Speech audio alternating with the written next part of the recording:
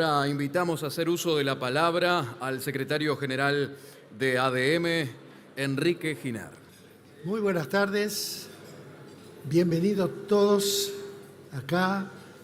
Quiero especialmente dedicar a nuestros invitados, los de las cámaras del Uruguay, que hoy nos van a exponer algo muy importante de lo que entienden que se debe hacer para que el Uruguay sea cada día mejor. Quiero comunicar también que nuestro presidente, el doctor Jorge Buchalja, está de viaje, por eso no puede estar acá. El vicepresidente, contador Bresso, está gripado, o sea, está con un cuadro, un resfrío, y bueno, entonces tuvo que ocupar su lugar, y en nombre de ellos y mío, quiero agradecer a todos los que están presentes y a las cámaras lo que van a decir que es importante para este país.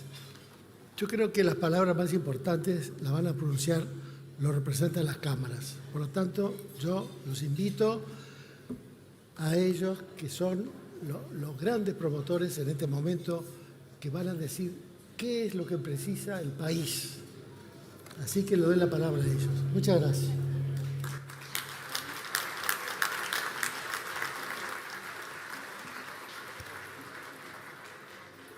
En este momento, Enrique Giner hace entrega de 4 obras de artistas plásticos nacionales a los disertantes.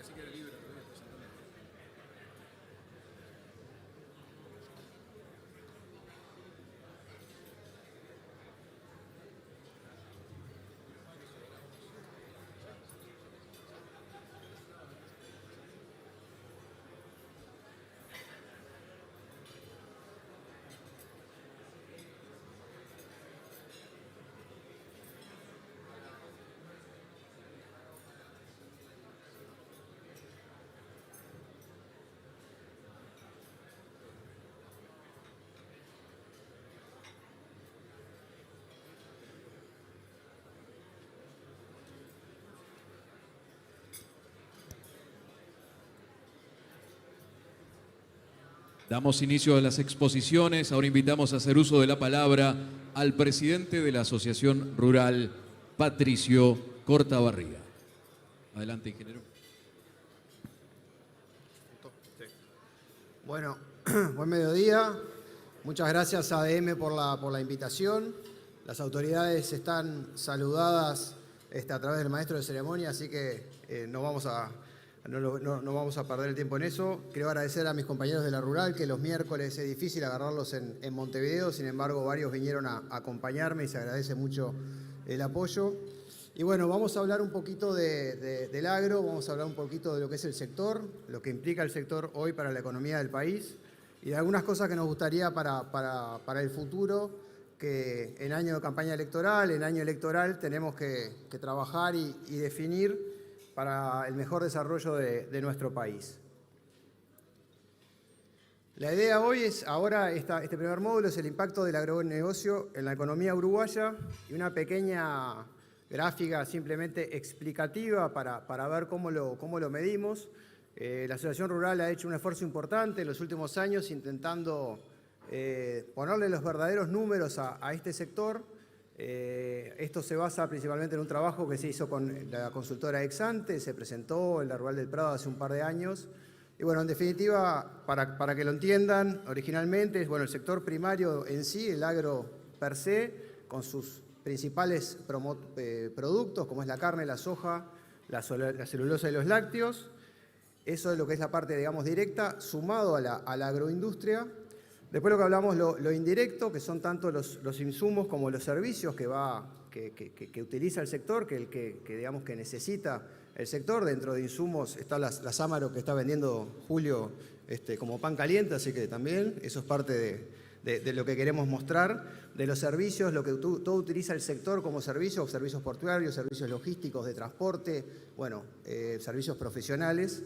Y después lo que hablamos de inducido, que es lo que consume el ingreso generado por el propio sector agropecuario. En definitiva, también termina generando en el comercio y en el consumo del país internamente.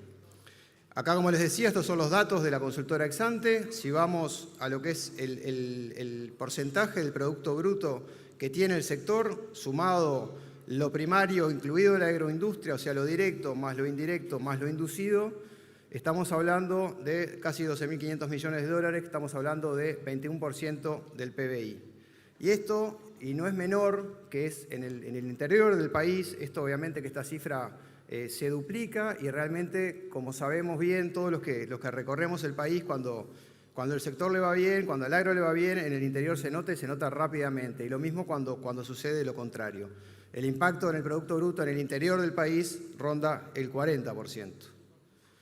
Si lo medimos a nivel de sueldos, a nivel de personal empleado, del empleo, lo mismo, el directo más sumado al indirecto y al inducido, estamos hablando de casi 270.000 personas.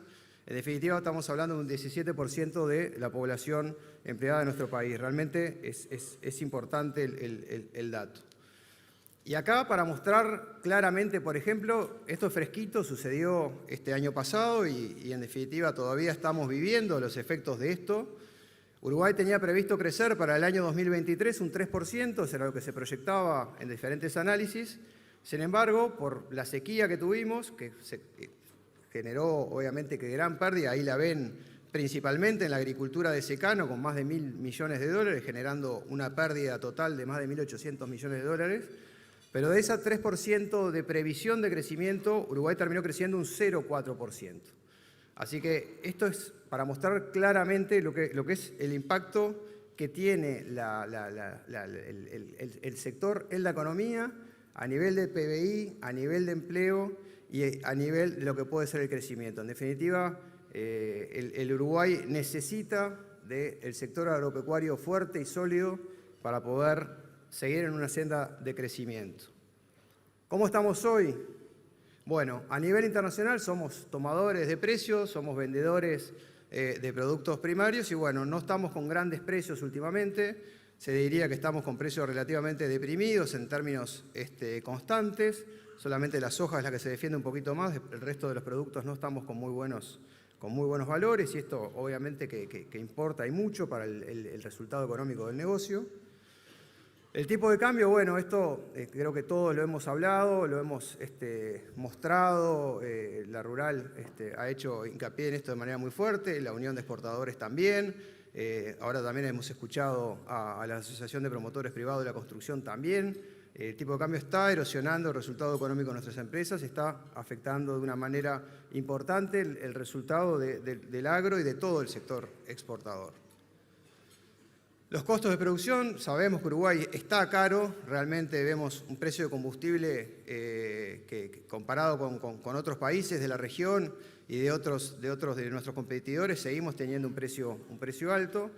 Y bueno, si lo vemos como en kilos de productos, en la gráfica de la derecha ven que habíamos tenido, digamos, un par de años buenos donde habíamos podido tener costos reducidos, volvimos otra vez Y esto explicado principalmente por dos efectos: el valor del precio de la tonelada de carne, que es lo que explica lo que se paga un novillo, y el efecto del atraso cambiario nos está generando un aumento de vuelta en uno de los principales insumos para la producción, como es el combustible.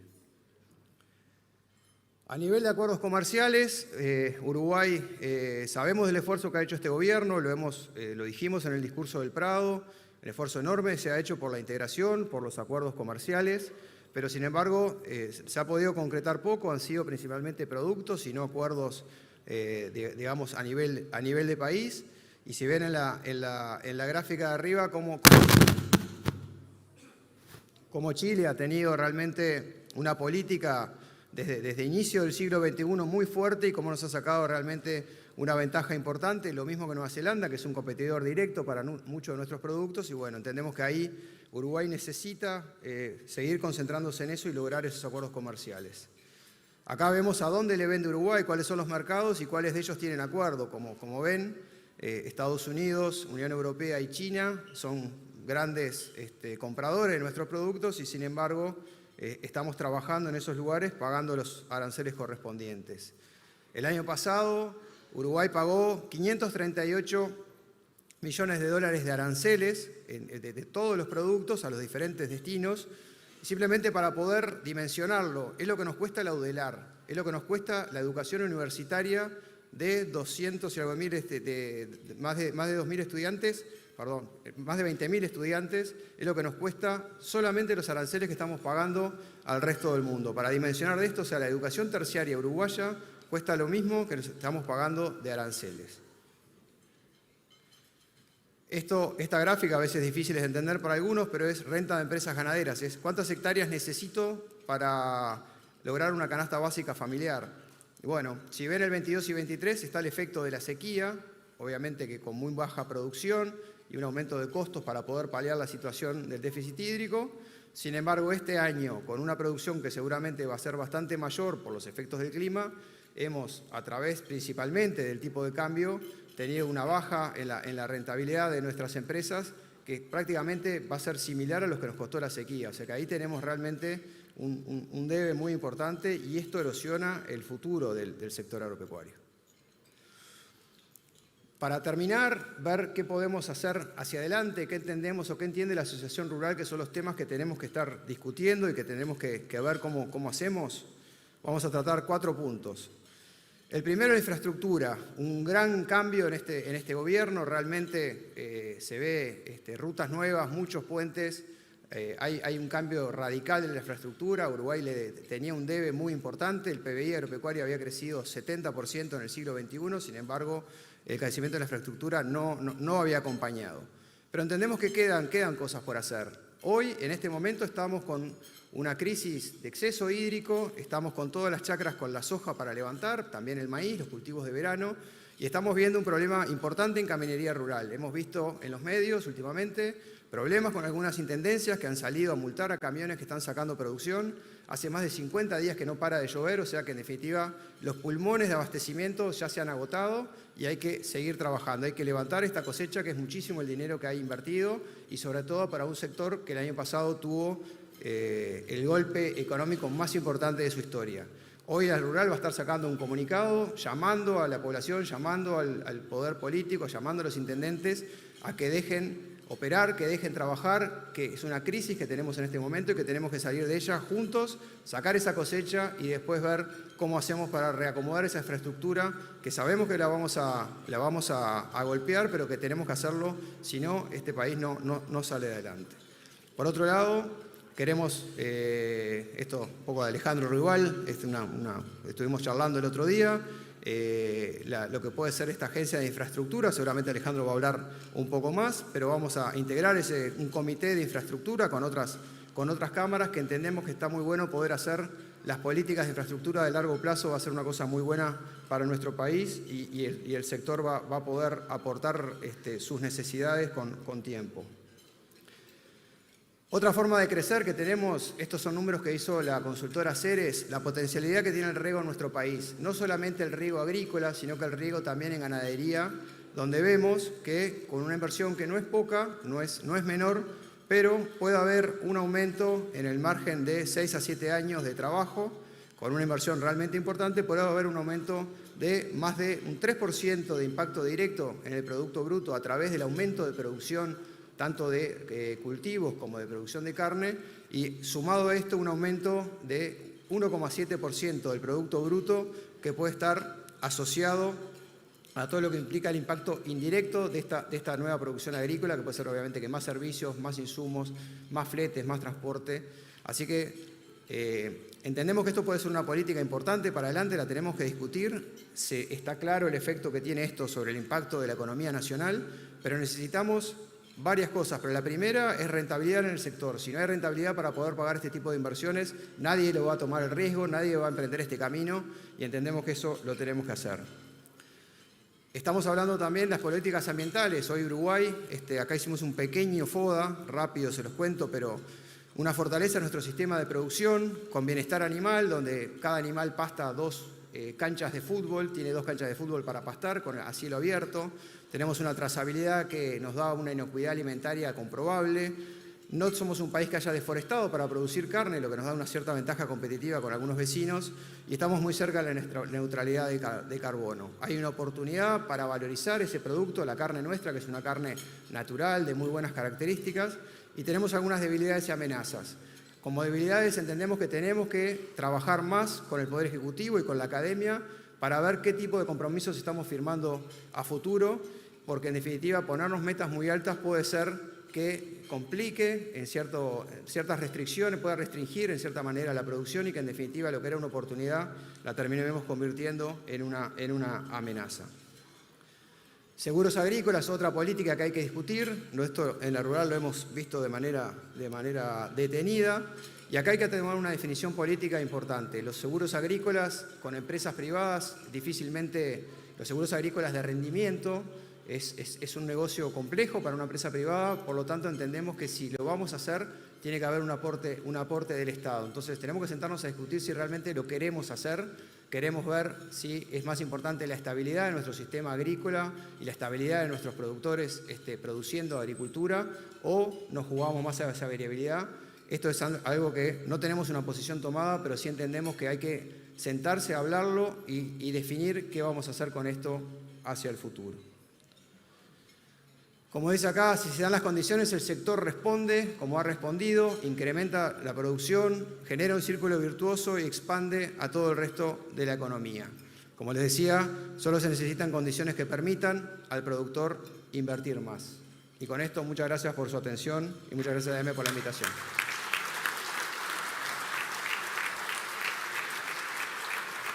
Agradecemos las palabras del presidente de la Asociación Rural, el ingeniero agrónomo Patricio Cortabarría.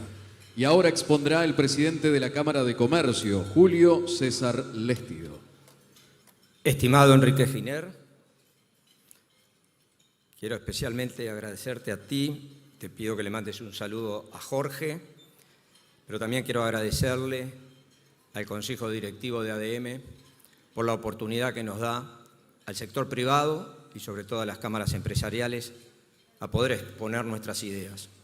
No son muchos los espacios que tenemos nosotros como cámaras empresariales donde se puede juntar un público tan importante como el que tenemos hoy, para que justamente conozcan cuáles son los rumbos de cada uno de nuestros sectores. Así que Enrique, muchísimas gracias. Muy buenas tardes a todos. Yo hoy, como presidente de la Cámara de Comercio y Servicios del Uruguay, no voy a hablar del sector comercio y servicios. Muchos de ustedes ya conocen perfectamente y son empresarios, y muchos de ellos o muchos de ustedes involucrados en el sector comercio y servicios, otros tal vez no. Ya sabemos por los problemas que nos ha tocado vivir en estos 4 años, las adversidades que nos han tocado muy de cerca, los impactos que hemos tenido. Voy a hablar de otra cosa. Como miembros de la Cámara y como uruguayos, entendimos que hoy debíamos hablar de otros temas que son estructurales, que van más allá de los gobiernos de turno y que nos afectan a todos. Temas en los que se juega el destino de todos nosotros, independientemente de los sectores de la actividad en que lo desempeñemos o de las banderas políticas. El sector privado tiene un papel importante en este proceso y puede hacer un gran aporte, identificando problemáticas y relegando la discusión sobre su ejecución y sobre las posibles soluciones en manos de líderes políticos. Es por esta razón que hemos decidido actuar y elaboramos un documento que dimos a conocer hace unos días, el cual refleja nuestra visión y compromiso con un Uruguay próspero y productivo. Un documento que hemos llamado Pacto por la Patria. Este pacto no se reduce a meras palabras o promesas vacías, sino que representa un compromiso sólido y concreto con el crecimiento y el progreso de nuestro país. En este documento hemos señalado 10 áreas prioritarias que son fundamentales para impulsar el avance del Uruguay en todos sus ámbitos: económico, social, cultural y ambiental.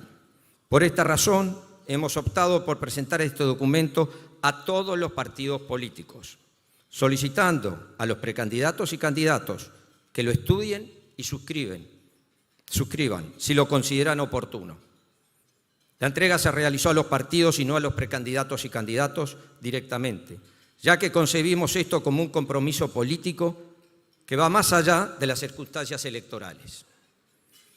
En este pacto por la patria que proponemos, englobamos nuestros planteos en 5 puntos claves, entre los cuales instamos a contribuir al fortalecimiento de nuestra democracia, evitando la politización excesiva y promoviendo el diálogo. Y promoviendo el diálogo constructivo sobre la confrontación. Priorizamos el fortalecimiento de nuestras instituciones por encima de las consideraciones políticas y enfatizamos la importancia de un poder legislativo productivo y una justicia independiente y técnica. Buscamos alcanzar acuerdos para abordar los aspectos fundamentales de nuestra nación, priorizando el bien común sobre los intereses partidistas. Además, detallamos cuáles son, al entender de la Cámara, los principales problemas que hoy tiene el país. Seguridad. El sistema carcelario persiste como un sistema de gigantes proporciones, donde hay problemáticas varias. La reinserción de las personas que estuvieron privadas de libertad es una de ellas. En ese punto, los empresarios podemos hacer un gran aporte. La posibilidad de redimirse depende también de nuestra disposición a ofrecer segundas oportunidades y romper las barreras en el mundo empresarial. Quiero reconocer aquí en este punto el gran esfuerzo que hacen las empresas de la construcción en la contratación de personal que queda liberado, sale de las cárceles. También quiero reconocer públicamente el gran esfuerzo que viene haciendo y trabajando en conjunto con la DINALI, la Asociación Cristiana de Dirigentes de Empresas, por nombrar algunas de ellas. También en materia de seguridad no puedo dejar mencionar otro de los grandes problemas que tenemos en materia de seguridad: el crimen organizado, que representa una amenaza general que permea en todos los ámbitos de la sociedad, impactando negativamente en el desarrollo económico y en el bienestar de la población. En particular, las actividades ilícitas como el contrabando y el narcotráfico tienen un impacto devastador en el comercio. Otro de los temas es el combate a la pobreza y marginalidad. La pobreza y la marginalidad, que afecta a tantos compatriotas, es un problema que nos preocupa y ocupa. Y específicamente quisimos hacer foco en la pobreza infantil y la marginalidad, que tiene un impacto directo en el crecimiento económico de nuestra sociedad, generando un círculo vicioso de exclusión y desigualdad que obstaculiza el desarrollo. La falta de acceso a recursos básicos de oportunidades adecuadas limita el potencial de niños y jóvenes, privándolos de la posibilidad de alcanzar un futuro próspero. Solo mediante un enfoque integral que atienda a otros aspectos como la salud, la educación y brinde un apoyo a las familias para poder superar los obstáculos que impone la pobreza infantil y la marginalidad, se podrá construir una sociedad más equitativa, próspera y sostenible en las generaciones presentes y futuras. El otro tema es modernización del Estado. ¿hasta cuándo el sector privado va a pagar el peso del Estado? Es una de las preguntas que comúnmente surge, la cual plantea desafíos significativos. Necesitamos un Estado más eficiente y por eso es fundamental que se continúe priorizando la reducción del gasto público en lugar de recurrir al aumento de impuestos y tarifas, lo cual coloca al sector privado en una posición de vulnerabilidad frente a las fluctuaciones fiscales del país.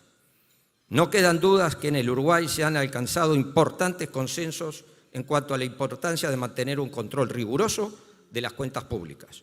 Un ejemplo claro de esto es la implementación de una nueva institucionalidad fiscal basada en una regla fiscal. A pesar de estos avances, todavía existen áreas significativas donde es necesario seguir progresando, entendiendo que son aspectos fundamentales, tanto para el crecimiento del sector privado como para el desarrollo integral del país.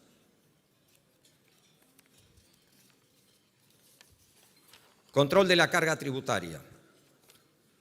Entendemos que las micro, pequeñas y medianas empresas están en una posición delicada y no pueden soportar un aumento de impuestos. Para mejorar la situación financiera de las MIPYMES y fomentar su formalización, es preciso un sistema impositivo gradual y más flexible, que se adapte a sus necesidades específicas. La importancia de introducir gradualidad y flexibilidad en los impuestos y aportes patronales de las MIPYMES radica en evitar que estas empresas se vean estancadas, permitiéndoles mantener un crecimiento sostenible a lo largo del tiempo dentro del marco de la formalidad. Por tanto, creemos que se debe reforzar las medidas que ya existen y que promuevan el desarrollo sostenible de las MIPYMES, reconociendo su papel fundamental en la economía y brindándoles el apoyo necesario para su crecimiento y prosperidad. Formación de niños y jóvenes.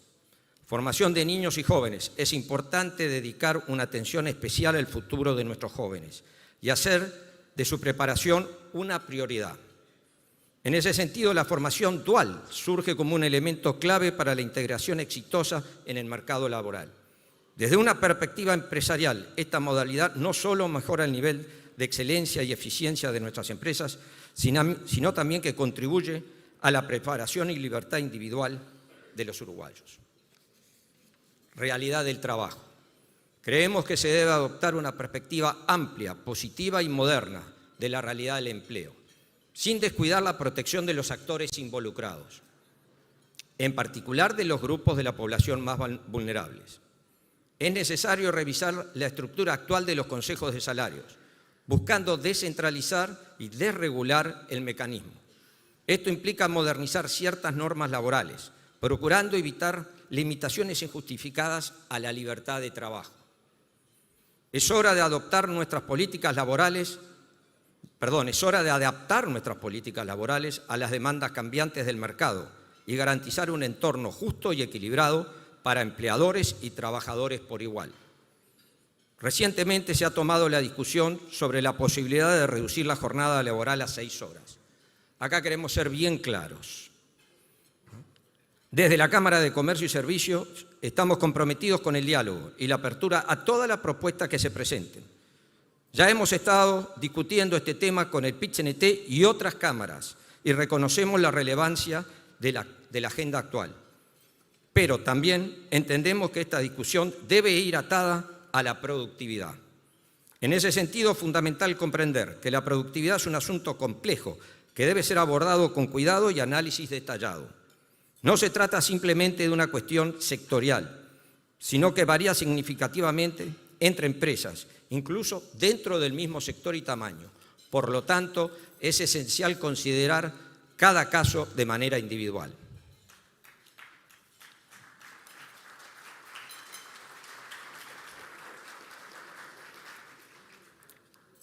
Mayor apertura, costos tributarios y regulatorios.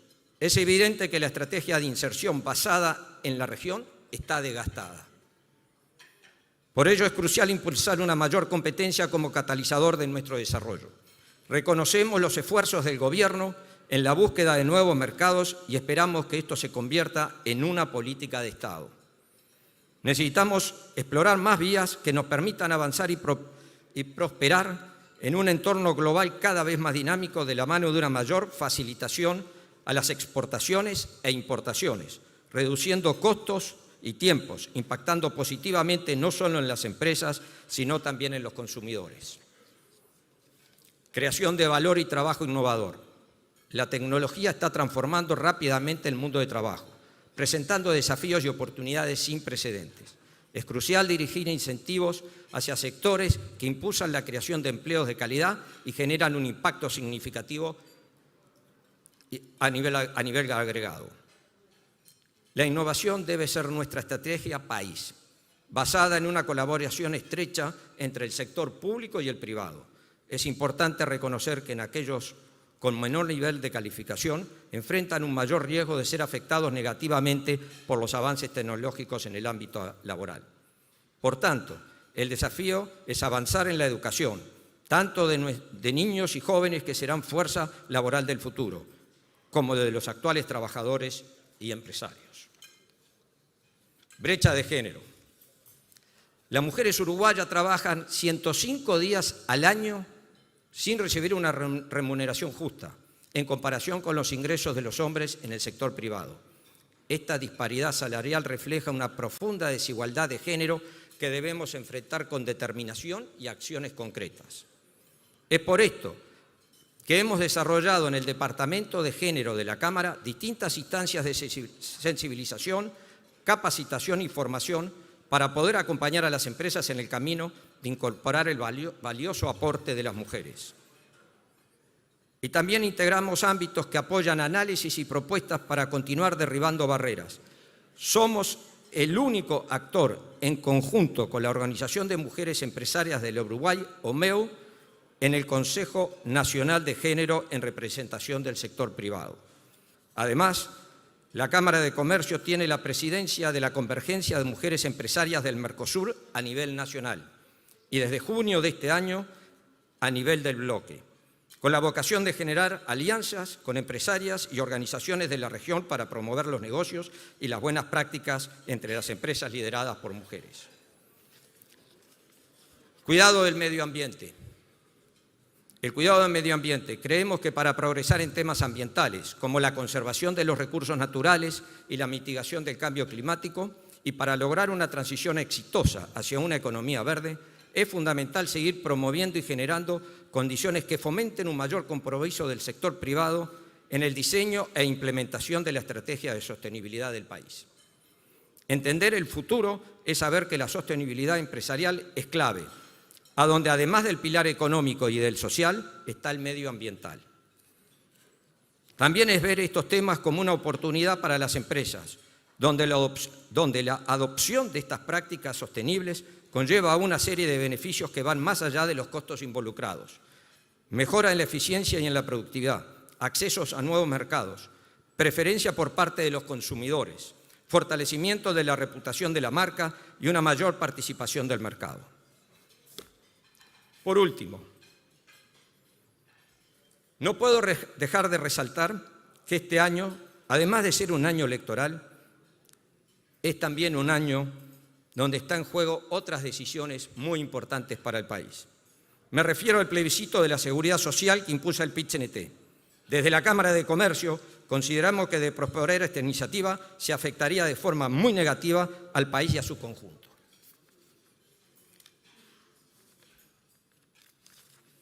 La reforma constitucional propuesta conlleva a un déficit financiero que resulta insostenible para la sociedad uruguaya. Este déficit proyectado por técnicos del Banco de Previsión Social hasta fin de siglo, considerando 3 escenarios diferentes del sistema provisional, el sistema anterior al 2023, el sistema vigente y el sistema propuesto por la reforma a plebiscitarse, como vemos en esta gráfica. Por lo tanto, en caso de haberse mantenido el sistema anterior a 2023, representado por la curva verde en la gráfica, es verde, ¿no? Sí. En el año 2100 el déficit del BPS sería del 4,6 del BPI. La implementación de la reforma actual dio lugar al sistema vigente, representado por la curva azul. Se estima que para ese año, para el 2100, el déficit del BPS sería del 2% del PBI. Sin embargo, la propuesta planteada a la reforma que se plebiscitará introduce la curva roja, empeorando la situación ya insostenible, y de esta forma el déficit del BPS alcanzaría al 8,1 del PBI. Si esto se da, todo lo que dije anteriormente no tiene sentido. Entonces, en suma, creemos que es el momento de mirar hacia adelante, de contribuir sobre lo que ya hemos logrado, de seguir avanzando hacia un país más próspero y justo para todos. Muchísimas gracias. Agradecemos al presidente de la Cámara de Comercio, Julio César Lestido. Ahora es el turno del vicepresidente de la Cámara de Industrias, Gabriel Murara.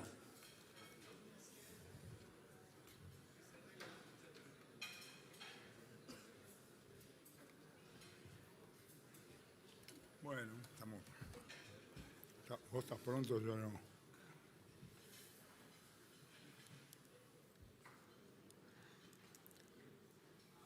Bueno, buenos días para todos. Me adhiero al saludo general de mis antecesores en esta presentación, con un agradecimiento especial a ADM por darnos la oportunidad de exponer en este ámbito la visión estratégica de la Cámara de Industrias del Uruguay en este año electoral. Mi exposición en el día de hoy se centrará en presentar algunos puntos del Plan de Acción para el Desarrollo Industrial del Uruguay que elaboró especialmente la Cámara de Industrias para poner en consideración de los precandidatos a la presidencia de la República. El plan contiene propuestas de política industrial para el fortalecimiento de las empresas manufactureras, actores clave de la construcción de un país próspero. Es nuestra contribución para que los precandidatos y sus equipos se acerquen a la realidad industrial en la medida de lo posible, contemplen en sus programas las necesidades y oportunidades de nuestro sector, motor de desarrollo del Uruguay. Vamos a ver si podemos combinar la parte humana con la tecnológica.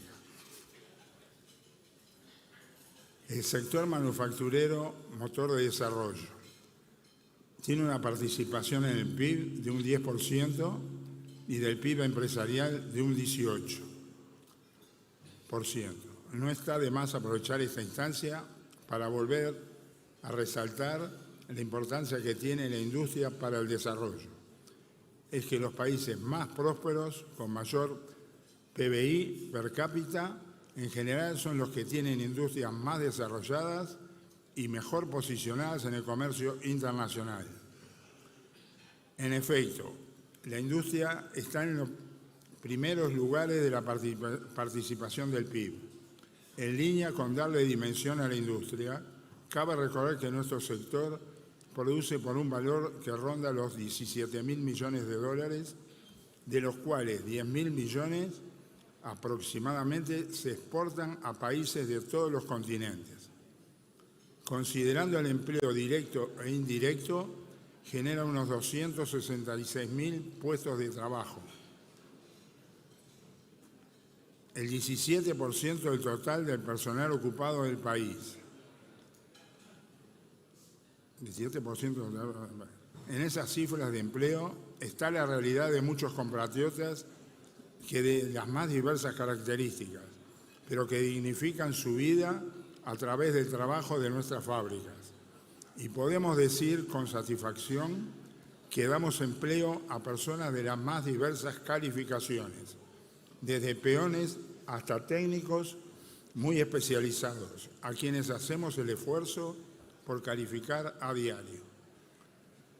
También es un sector que contribuye a la descentralización porque estamos presentes en todos los departamentos del país, con emprendimientos que manejan procesos productivos de alto contenido tecnológico, con elevados niveles de salubridad y seguridad para nuestros trabajadores.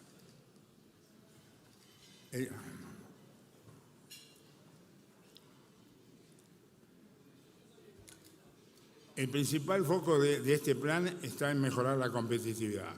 Para eso, el plan de acción contempla 6 sectores de desarrollo industrial, cada uno con propuestas detalladas para avanzar en la superación de las dificultades y el aprovechamiento de oportunidades de crecimiento del sector manufacturero.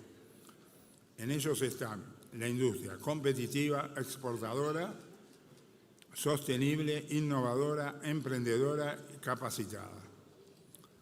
En lo que se refiere al entorno macroeconómico, al funcionamiento de las empresas públicas, a la producción de energía y a los combustibles, al sistema tributario, entre otros, son los temas que nos van a ocupar en esta charla.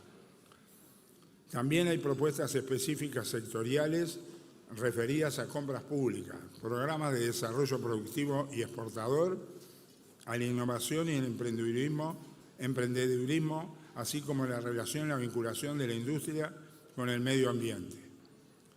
Invito a los presentes a leer el plan de acción completo, el cual está disponible en el sitio web de la Cámara. Industria competitiva. Desde SIU entendemos necesario fortalecer la capacidad competitiva de la economía uruguaya y particularmente de la industria manufacturera. Este proceso debe ser encarado con un horizonte de mediano y largo plazo y con la participación del sector público y privado. En este contexto, presentamos propuestas específicas para fortalecer la competitividad del sector industrial. En el entorno macroeconómico, reducir y mantener el gasto público del Gobierno central en torno al 20% del PBI, perfeccionar la regla fiscal, desindexar tarifas y precios del Estado e intendencias. Proponemos varias medidas para fortalecer la estabilidad fiscal y promover un crecimiento sostenible. Entre estas iniciativas, como ya dije, es reducir y mantener el gasto público del Gobierno central en torno al 20% del PBI. Es muy importante para el sistema productivo. Esto requiere de acciones para apuntalar la sostenibilidad fiscal, reduce las presiones adicionales sobre el tipo de cambio real y permite disminuir la presión tributaria. Además, se plantea la necesidad de una disminución progresiva en la cantidad de empleados públicos, tanto en el Gobierno central como en las empresas públicas y las intendencias. Por último, sugerimos desindexar las tarifas y precios del Estado e intendencias, lo que contribuiría a reducir la inflación y mejorar la competitividad de los productos y servicios nacionales.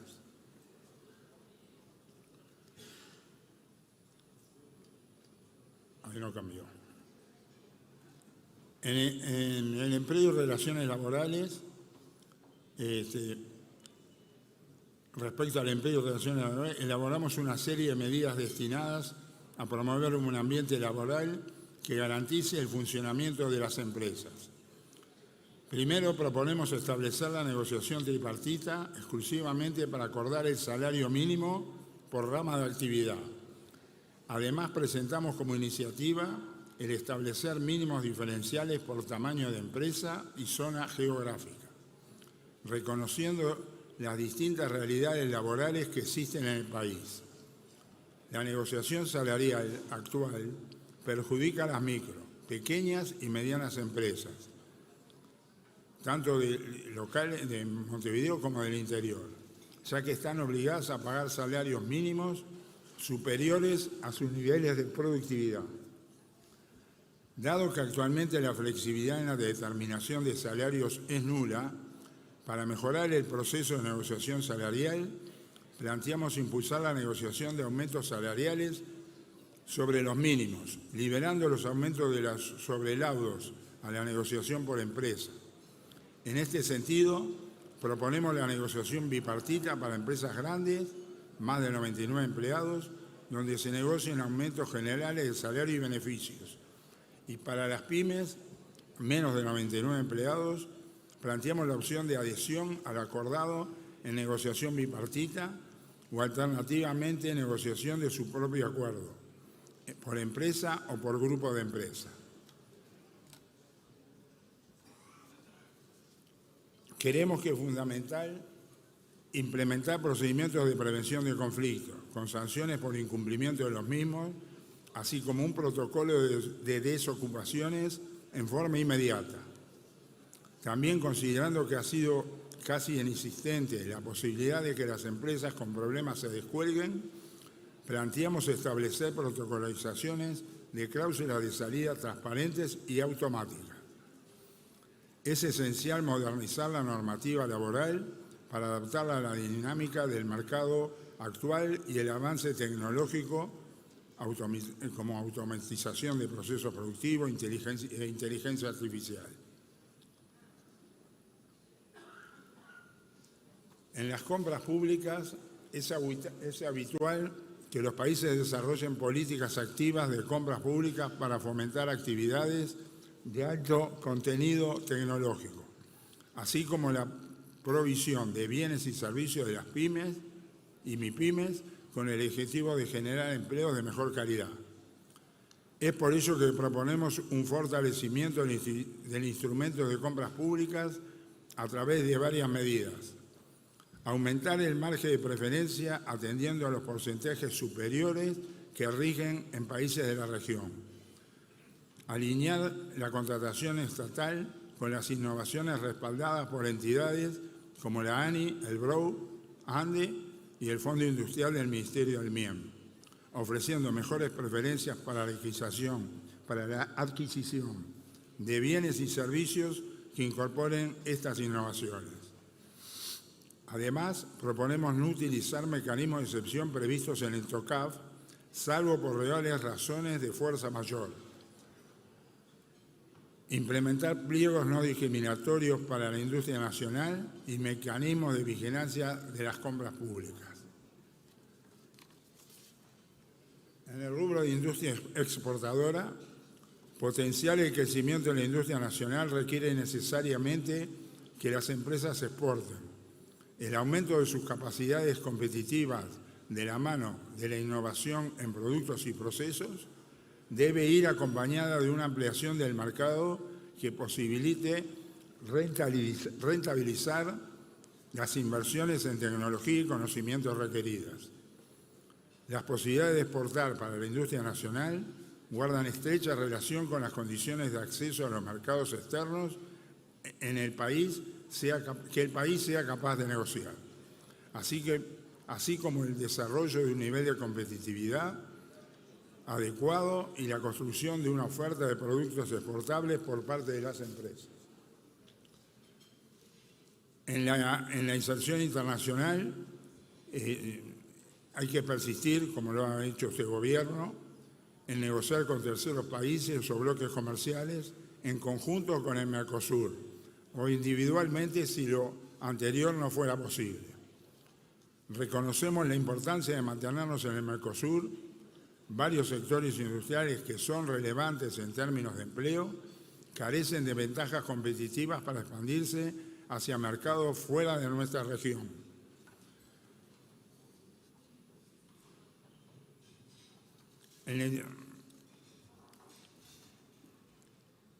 Necesitamos también una industria sostenible. El desarrollo industrial requiere dar pasos que permitan erigir modelos de negocios más sostenibles. El trabajo de más de una década nos ha permitido consolidarnos como un referente técnico en la relación entre industria y ambiente, facilitando el avance del sector hacia una gestión ambiental socialmente responsable, mediante la articulación con las políticas públicas y la búsqueda e implementación de soluciones a temas relevantes como son los envases y los residuos industriales peligrosos para el país. En el plan presentamos propuestas para mejorar la gestión de envases y residuos y promover su recuperación.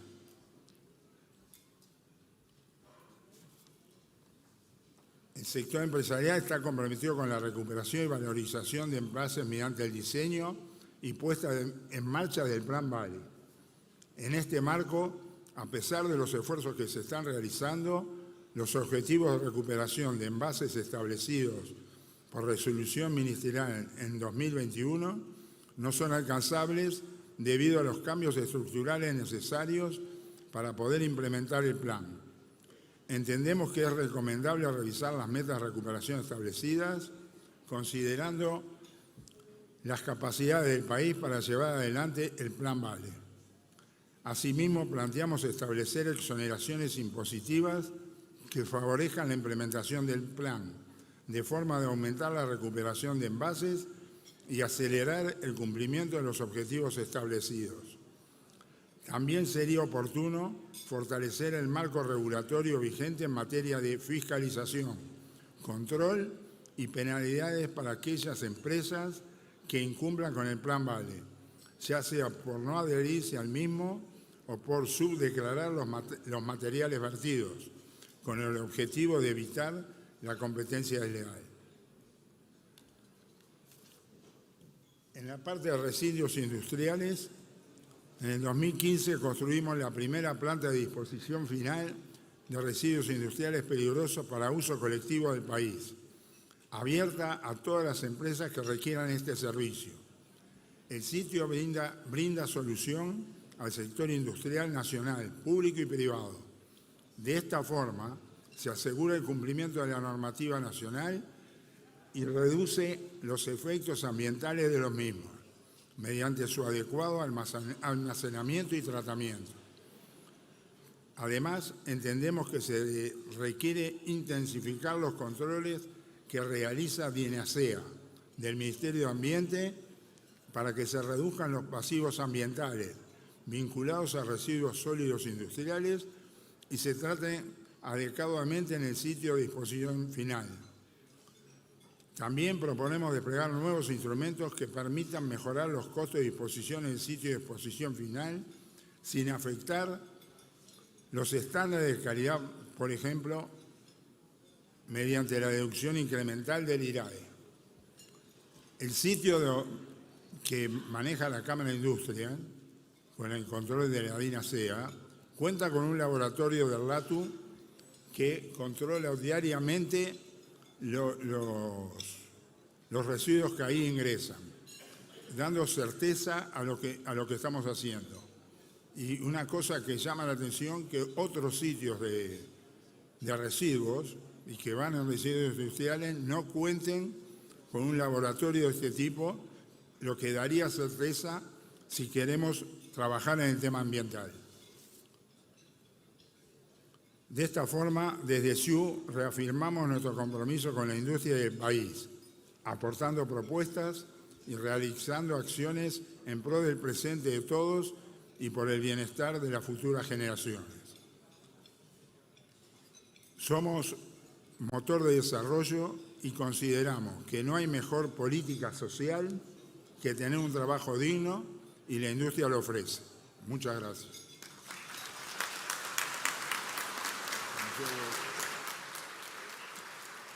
Agradecemos al vicepresidente de la Cámara de Industrias, Gabriel Murara. Ahora es el turno del último exponente del día, el presidente de la Cámara de la Construcción, ingeniero Alejandro Ruibal.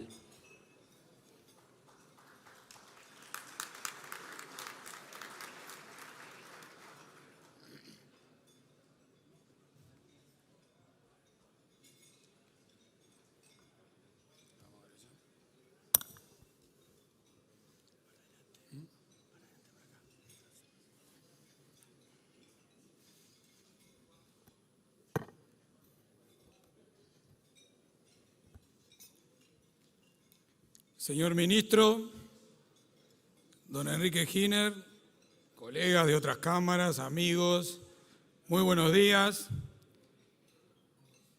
Primero, un reconocimiento a ADM, a la Asociación de Dirigentes de Marketing, por organizar este tipo de eventos desde hace muchísimo tiempo, donde me ha tocado estar del otro lado, escuchando ponencias muy interesantes, pero sobre todo por abrir un ámbito donde se pueda exponer y donde se permita la reflexión de muchos temas, desde el ámbito político hasta cualquier otro ámbito de la sociedad.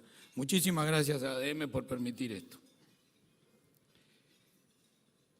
Hoy le voy a hablar de la industria de la construcción, y rápidamente lo voy a dividir en dos bloques. Lo que es la caracterización o la dimensión de nuestra industria, y luego vamos a hablar un poco, como nos pidieron en ADM, hablar del futuro, de las oportunidades, de las propuestas y de las amenazas. Si vamos a hablar un poquito de la caracterización o de la dimensión,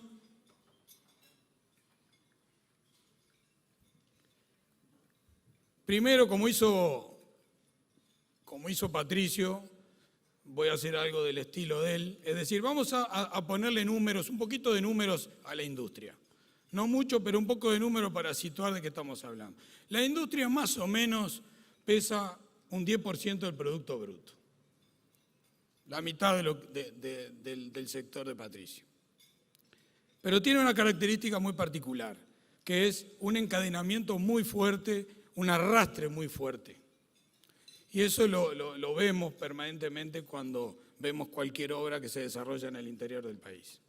Ese 10% se explica más o menos con un 5% directo, un 3,5% de todo lo que provee servicios a la construcción, y luego lo que sería lo inducido, es decir, lo que gasta la masa, lo que provoca el gasto de la masa salarial de la construcción. Es decir, quédense con ese número en la cabeza, 10% del Producto Bruto pesa la industria de la construcción.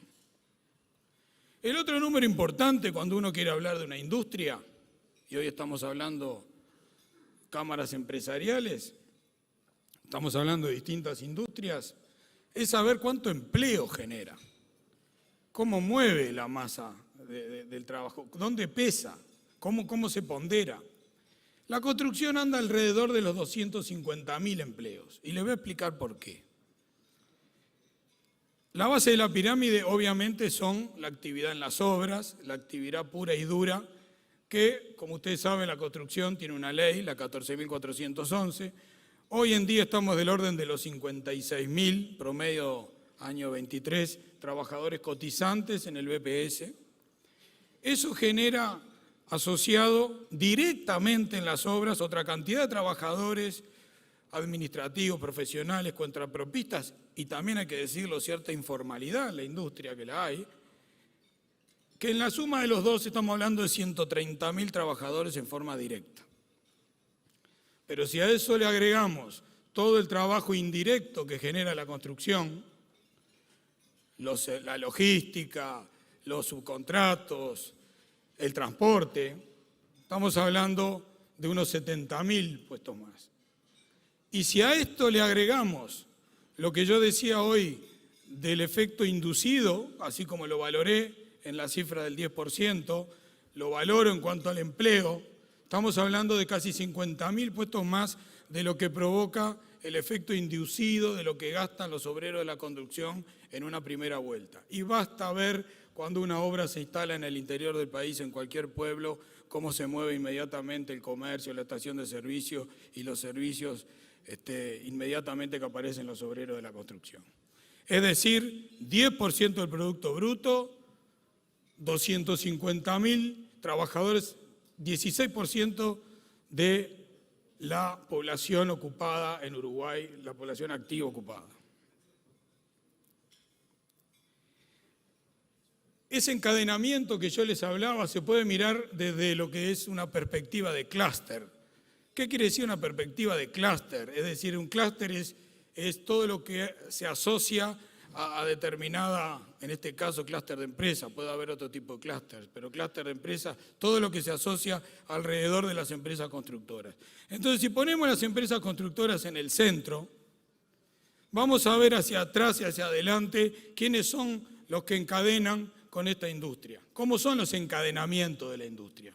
Y bueno, y ahí tenemos el sector público, el sector financiero, la academia.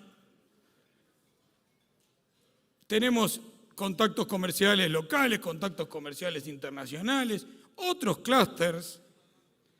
Todo eso es lo que interrelaciona cuando se desarrolla la actividad de la construcción. ¿Y cuál es el producto de la construcción? ¿Qué es lo que entregamos nosotros? Entregamos infraestructura. La podríamos dividir en dos tipos: infraestructura económica y la infraestructura social.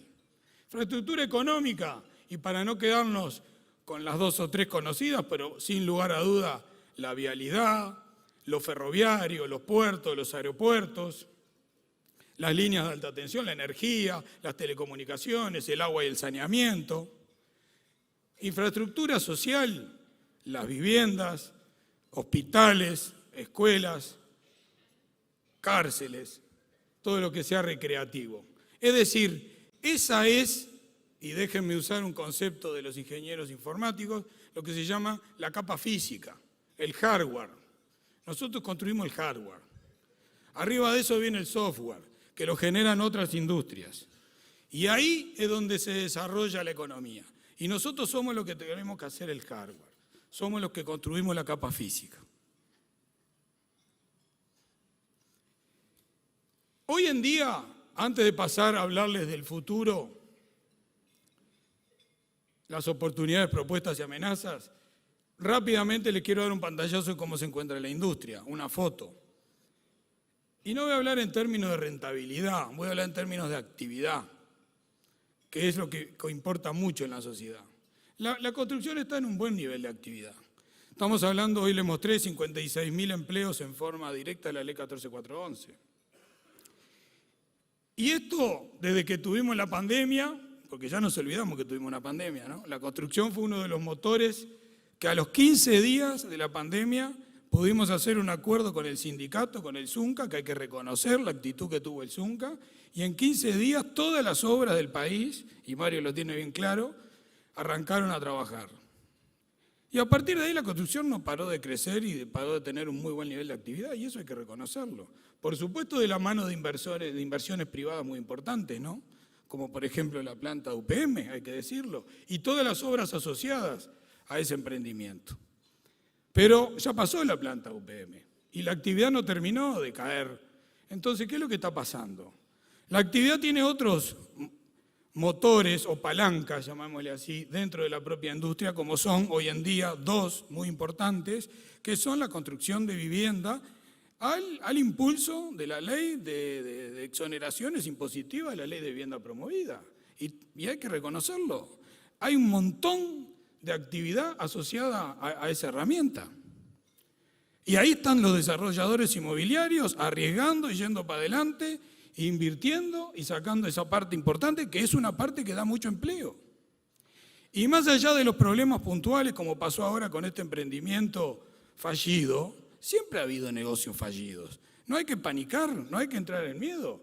La mayoría de los desarrolladores, o el 99% de los desarrolladores inmobiliarios del Uruguay, son personas serias que vienen con muchísimos años desarrollando. Así que esto no hay ningún problema, no hay que asustarse por el problema puntual que dio en este lamentable negocio fallido. Y luego la vialidad. La vialidad que está en récord, arriba de las PPP que venían de atrás, más los CREMAF, más una inversión enorme que el gobierno destinó en carreteras. Esos son los dos pilares que viene sosteniendo la industria. Hablemos un poquito del futuro. Oportunidades, propuestas y amenazas. Oportunidades. Hablemos del hidrógeno. Allá en el 2015, en París, 196 países, en los que estaba Uruguay, se pusieron de acuerdo en un compromiso muy importante para la humanidad, y es que la temperatura no aumente 1,5 grados más, 1,5 grados. Esto producto, no lo voy a aburrir, calentamiento global, efecto invernadero, sabemos bien lo que genera el carbono en eso. Ahí se creó la primera transformación energética. ¿Qué pasó en el mundo? Y Uruguay está entre los mejores del mundo, porque fue una política de Estado, porque se pusieron de acuerdo todos y salimos adelante con un rumbo bien claro. Y Uruguay ayudó muchísimo a transformar su matriz de generación y hoy en día somos un ejemplo mundial de generación sustentable. Pero no termina ahí, ahora viene la segunda transformación, que es más difícil, porque es entrar a la industria y al transporte, que son muy dependientes de los combustibles fósiles. Hay que sustituir, ahí es mucho más difícil. Está el mundo eléctrico. Lo eléctrico viene a los ponchazos dándose ahí en el mundo. Vamos a ver qué vamos a hacer con las baterías algún día. Pero lo eléctrico está peleando por su lugar. Pero el hidrógeno viene por los palos. Y el hidrógeno viene muy bien. Y lo que pasó en Europa con Rusia le dio un empujón enorme. Como pasa muchas veces en las guerras, grandes avances se dan en el marco de las guerras, porque el miedo genera también algunos países que se inviertan mucho más en investigación, como pasó en Alemania, Francia, por ejemplo. El hidrógeno viene avanzando muchísimo. Y el hidrógeno viene avanzando, pero bastante cerquita de donde venimos nosotros. Es decir, que por primera vez, capaz que en la historia de este país, nosotros podemos ser algún día independientes desde el punto de vista energético, porque podríamos no necesitar de hidrocarburos, ni de gas, ni de carbón, que por suerte en Uruguay el carbón no se utiliza, y poder utilizar un combustible como el hidrógeno, y hidrógeno verde, no hidrógeno gris, hidrógeno generado con energía renovable y con CO2 biogénico. Conclusión, estamos frente a una industria naciente. Tenemos que meterle ficha a esa industria, tenemos la oportunidad histórica de ponernos entre los primeros que avanzan en esta industria. Obviamente que hay factores exógenos y hay factores que dependen de nosotros. Lo exógeno hay que estar cerca para saber para dónde van las cosas. Y creo que se está haciendo bien, se está interactuando bien con los países que están de punta en el mundo, pero después tenemos que hacer los deberes. Tenemos que hacer los deberes como país. ¿Qué hicimos en la Cámara? En la Cámara, para dar un pasito y ser proactivos, le pedimos al Observatorio de Energía Sustentable de la Universidad Católica hacer un trabajo y estudiar cuáles son los factores habilitantes para poder ayudar en el desarrollo de esta industria naciente. Y se descompuso ese trabajo básicamente en 3 ejes, no me voy a extender mucho, en cómo estamos de infraestructura para esto, cómo es el tema de los recursos hídricos. Hablemos un poquito de los recursos hídricos con honestidad intelectual para ver realmente cuál es el impacto del recurso hídrico. Y hablemos del marco normativo necesario que se precisa para desarrollar una nueva industria. Uruguay tiene montones de casos de éxito. Y por ejemplo, la industria forestal es un caso de éxito. Lo que hablé yo de la transformación energética de generación es un caso de éxito. ¿Cómo no nos vamos a poner de acuerdo en estos tres puntos para ayudar a que se cree una industria naciente con inversiones de miles de millones de dólares, descentralizadas y con empleos no solo para la construcción, sino empleos para lo que es después todo el desarrollo asociado a los combustibles, que son para el mercado interno y son para exportación? Eso se puede hacer y desde la Cámara estamos tratando de ayudar en lo que nos toque. Voy a apurar porque me queda poco. Propuestas. Yo hace poco escuché a algún actor de la sociedad quejándose que las cámaras no hacemos propuestas. Nosotros de la Cámara de la Construcción hacemos propuestas. Tenemos un centro de estudio de la industria y la construcción donde estudiamos, lo preside el economista Alfonso Capurro, y estamos generando permanentemente, junto con otras gremiales de la construcción, información de nuestro sector. Pusimos arriba de la mesa la idea de la Agencia Nacional de Infraestructura, como la tiene Australia, Nueva Zelanda, Canadá, Reino Unido, Colombia, Corea del Sur. ¿Qué es lo que tienen esos países? Se dieron cuenta que hay que planificar mejor las grandes obras, porque es la manera más eficiente de gastar el dinero, porque las obras no se planifican en periodos electorales, hay que planificarlas en periodos más largos. Y esto no estoy diciendo que en Uruguay no se planifique. Hay muchos lugares, sobre todo las empresas públicas, que se planifica y se planifica muy bien. Yo estoy hablando de una planificación de determinados proyectos muy grandes que requieren de un análisis transversal del gobierno y que es bueno que esté alojado en algún lugar del Poder Ejecutivo esa función, con jerarquía, porque no se trata de hacer informes que después nadie los lleve adelante. Ese es el concepto de Agencia Nacional de Infraestructura que Patricio también hacía mención. La otra idea que tenemos es, espero que no me multen por pasarme de tiempo, ¿no? Pero bueno. La otra es el Consejo de Política de Infraestructura. Es otra idea que pusimos arriba de la mesa. Eso no tiene nada que ver con el Estado, es la contraparte de la agencia. Esto es 100% privado y ya tuvimos la primera reunión. Los empresarios y las gremiales que representan a los empresarios que manejan la producción del país en las distintas áreas saben muy bien qué infraestructura precisan ellos para desarrollar más su negocio, o para aumentar el volumen o para mejorar la rentabilidad y a su vez mejorar la competitividad. Entonces, ¿qué propusimos nosotros? La Cámara, simplemente haciendo como agente que nuclee, generamos un equipo de trabajo con otras gremiales para ver cuáles son las obras de infraestructura que precisarían ellos para darle un impulso a la producción. Obviamente que es una visión, es una opinión interesada. Es una opinión interesada del que está mirando su negocio. Y eso no quiere decir que esto es lo que se tenga que hacer. Pero los empresarios tenemos que decir aquello que nosotros conocemos. Los gobernantes gobiernan y nosotros proponemos. Y nosotros tenemos que llevarle cosas fundamentadas, serias, y este vehículo entendemos que puede servir muy bien para arrimarle a los distintos gobiernos propuestas concretas sobre áreas productivas concretas.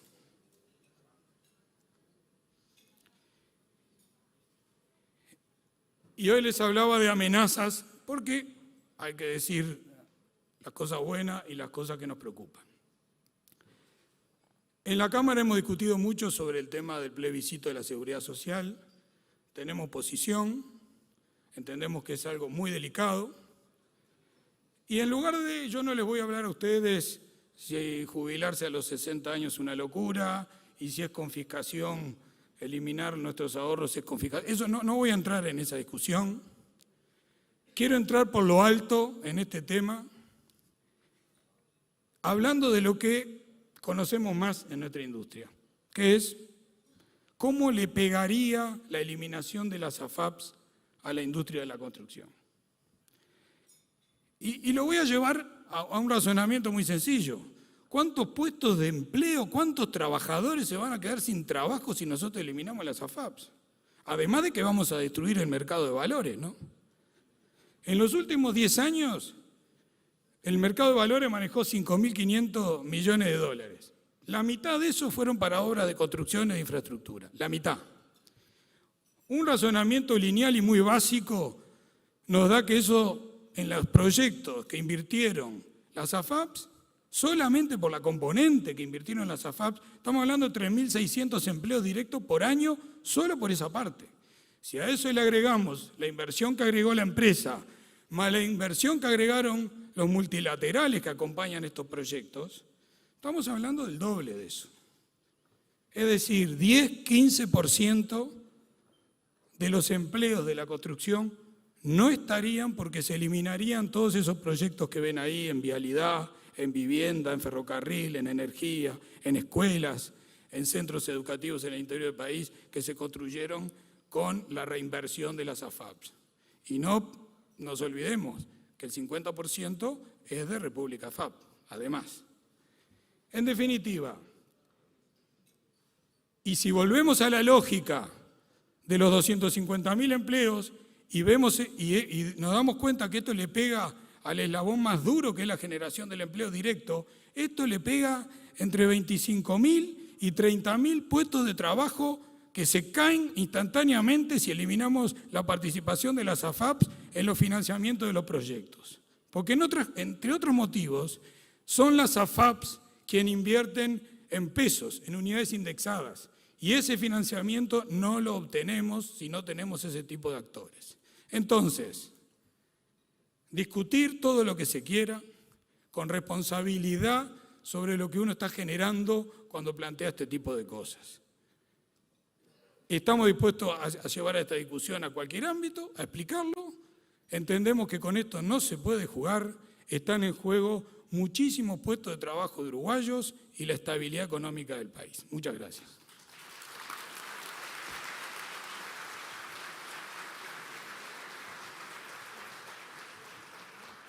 Agradecemos a los expositores. Ahora damos entrada a los moderadores, quienes comenzarán con la ronda de preguntas. Los periodistas responsables serán Luis Custodio y Miguel Nogueira. Buenas tardes. Desde esta humilde mesa tricolor a una amplia mesa urinegra de empresarios. Los cuatro de Peñarol. Y uno además hizo el estadio, como para ir llevando. Todo impreso en amarillo y negro, pero esa corbata roja y es la camiseta alternativa de un cuadro.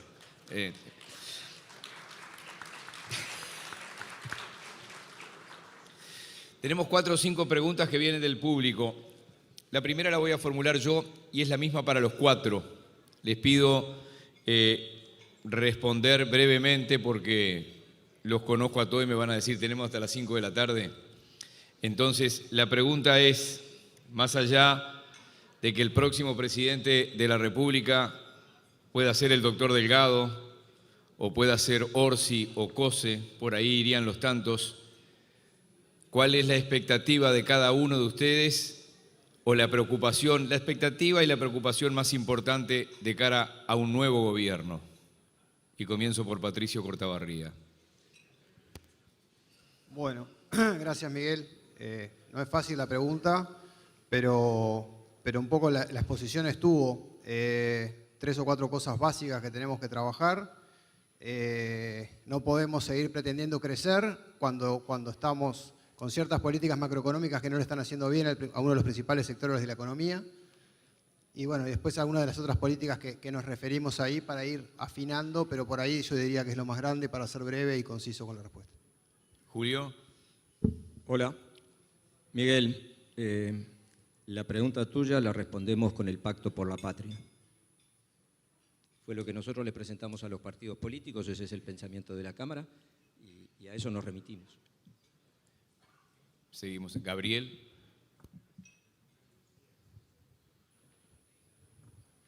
Bueno, está bien. Bien cerca como si fueras a cantar un tango. Tenés pinta de cantor de tango además. Sí, pero no me contrató nadie. No, en la Cámara hay un gran incertidumbre, genera mucha incertidumbre el tema que se está desarrollando ahora, por ejemplo, de los plebiscitos, ¿no? Y sobre todo el de la seguridad social, que no genera certeza jurídica de lo que va a pasar de acá a un año, que un año no es nada, pasa rápidamente. Entonces, evidentemente, la Cámara es apolítica, cada uno va a tomar su decisión, pero sabiendo que hay una gran afectación en los que están impulsando este tema. Mucho más no. Alejandro. ¿Me repetí la pregunta? ¿Cuál es la principal expectativa o preocupación de cara a un cambio de gobierno? Te voy a responder una cosa distinta a lo que me preguntás, pero no importa. Yo creo que cuando hay que elegir, nosotros no podemos opinar política, pero sí voy a arriesgar una opinión del razonamiento que uno tiene que hacer cuando va a votar. Y yo creo que hay 2 cosas, a mí hay 2 cosas que me mueven cuando uno va a votar y es lo que me preocuparía. A ver, primero, las intenciones genuinas que tiene el que nos va a gobernar. Honestamente, ¿hacia dónde nos va a llevar y cuáles son las intenciones verdaderas? Y segundo, la capacidad y el equipo que tiene para llevar eso adelante. Esas son las 2 cosas que a mí me gustaría conocer ahora en la campaña electoral. Bien.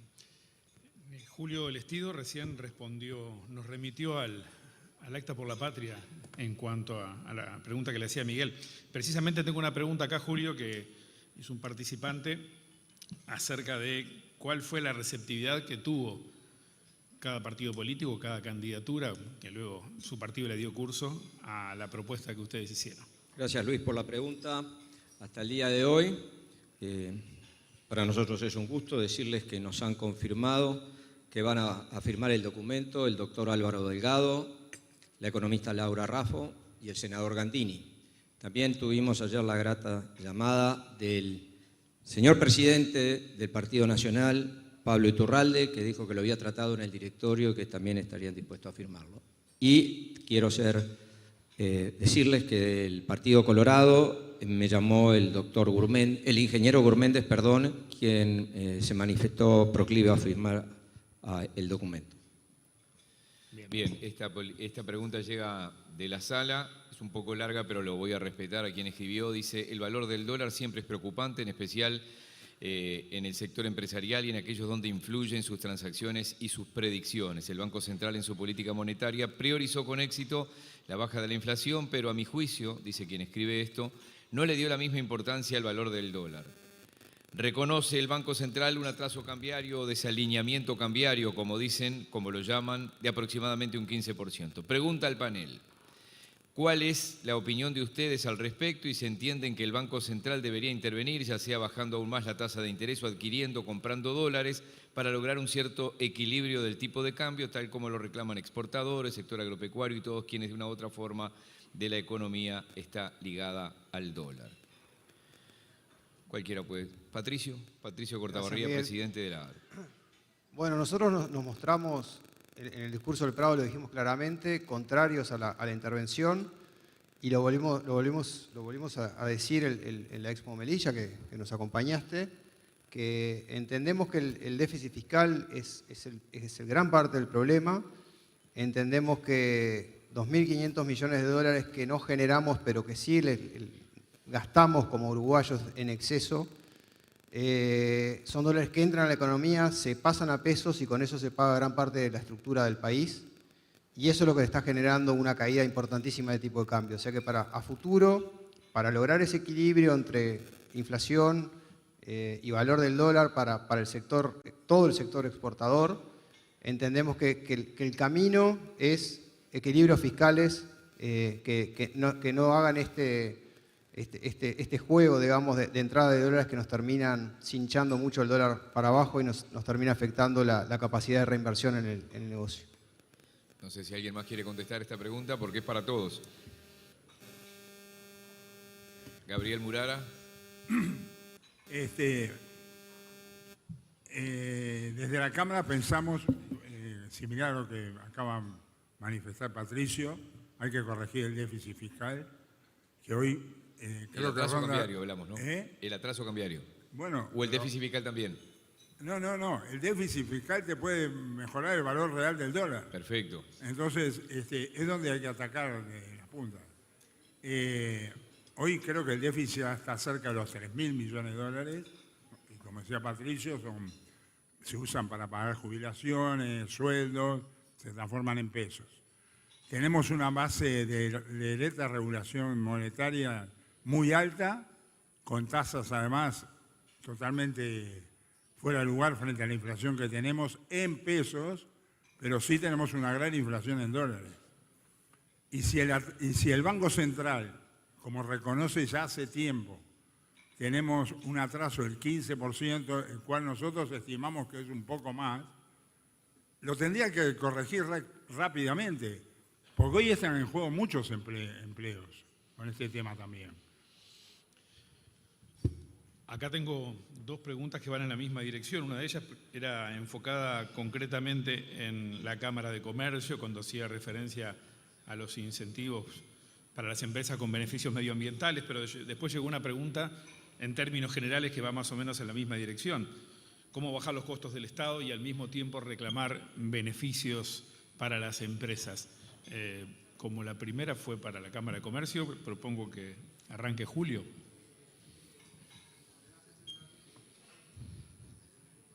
¿Cómo reclamar beneficios para las empresas y después al mismo tiempo reducir los costos del Estado? Sí. Yo creo que las dos cosas pueden convivir sin ningún problema. Lo importante es, y la pregunta que yo me hago, ¿Alguno de nosotros, de lo que está acá, está de acuerdo que no hay que bajar el costo del Estado? Entonces creo que eso no estaría en discusión en este momento.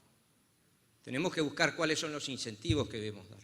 Hoy, si nosotros no tenemos una política medioambiental, que sí la hay, desde el Poder Ejecutivo sí la hay, pero si nosotros no acompañamos, difícilmente vamos a podernos insertar en el mercado internacional. Difícilmente puedan aceptar nuestros productos. Entonces, yo creo que hay que atacar las dos cosas, buscar los mecanismos que puedan incentivar, como sean, hay otros programas que incentivan a la inversión, también tenemos que buscar incentivos, que en definitiva y al final del día redundan en beneficios para las empresas y para el país. No queremos solamente el beneficio para la empresa. Y seamos claros, cuando ustedes saben mejor que yo, que cuando hablamos de beneficios para las empresas, termina rebotando en beneficios para el país y para nuestros trabajadores y los miembros de nuestros equipos. O sea que yo creo que se pueden hacer las dos cosas. Nosotros en esta propuesta del Pacto por la Patria no pusimos el cómo. El cómo viene en una segunda instancia donde nosotros, por supuesto, desde la Cámara vamos a poner, y si el poder político así lo entiende, que podemos colaborar, vamos a hacer todo lo posible. Pero creo que tienen que convivir las cosas. Ahora, no dar incentivos, porque si saco impuestos no tengo los medios, creo que hay que buscar una ingeniería diferente. Pero creo que se pueden hacer las dos cosas. ¿Quiere agregar algo alguno de ustedes, de los otros panelistas sobre el tema? ¿Pasan? Miguel. Bien. Alejandro Ruibal, ya lo he hecho personalmente, pero quiero hacerlo públicamente. Felicitaciones en tu nombre a la gente que construyó el ferrocarril central, a los que pusieron la mano, la tecnología, la capacidad. Y la verdad es que cuando uno ve un tren de esas características circulando, dice, bueno. Una obra carbonera. Había quedado con la sangre en el ojo. ¿Qué centro que le levantaste? Sí, rencoroso. ¿En qué está? Digo, tal vez es una pregunta para el Ministerio de Transporte, para el ministro, pero no está acá hoy, el proyecto de la autopista, por ejemplo, entre Ruta 8 e Interbalnearia, eso murió al nacer. La conexión entre la 5, la perimetral y seguirla hasta la Ruta 1, son proyectos que estaban ahí, ¿eso en qué ha quedado? Son preguntas para el ministro, ¿sí? Doy simplemente la información que yo tengo. La autopista que iba entre la Interbalnearia y la 8, creo que el ministro Falero ha decidido hacer unas transformaciones en el eje de la 8 y la 9 para agilizar. Yo creo que va por el camino de generar una senda más rápida, eliminando rotondas, y creo que puede ser una buena solución. Y lo otro era el anillo. La conexión allí, la perimetral termina o nace en la Ruta 5 y se hablaba de conectar con la Ruta 1. Había algunos vecinos que habían dicho que había daño ambiental si eso se hacía. Tengo entendido que ese proyecto está caminando y se licita en breve, que es completar el anillo perimetral. Alejandro, creo que esa es la última, estamos en el tiempo. cierre. Desarrollar todo ese potencial que puede traernos el hidrógeno verde necesita de una infraestructura de soporte, más allá de las plantas que lo produzcan. Hay que traer eso al puerto de Montevideo, pensando en que es un sector que por lo menos en primera instancia va a ser exportador. Se necesita transporte, necesita logística luego en el puerto. ¿Qué hay de eso? ¿En qué se está?